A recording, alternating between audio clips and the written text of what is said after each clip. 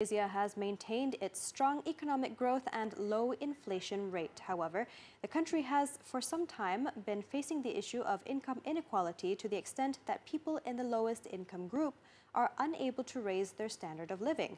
This was acknowledged by the World Bank, which expects the 2019 budget to be a starting point for the government to resolve the income disparity which has been in existence for 10 years. For the World Bank, positive growth figures presented before this did not give the true picture. However, despite the average economic growth rate at 5.1% since 2016, the inflation rate remaining under 3%, with the per capita income nearing $10,000, many people in this country are still left behind. When we look at inflation, the overall rate might be very low, a little bit below 2%. But if you look at the different categories of goods in the inflation basket, particularly food and housing, these are the two things that are rising faster than average. And actually, they've been rising faster than average for 10 years or so.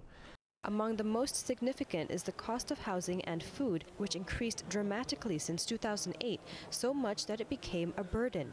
In fact, what was more worrying was that the lowest income group finished more than 70% of their monthly income on food and housing. This group cannot afford to boost their standard of living in line with current developments.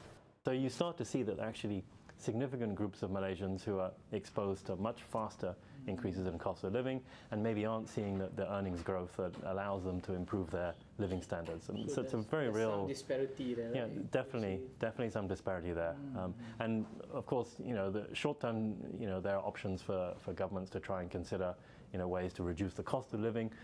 The big medium term issue though is raising purchasing power, and it's on the people's average income, the increase only involved certain segments. Among them are those in the manufacturing sector, which is driven by positive export figures. However, the income of employees in the services sector remained low.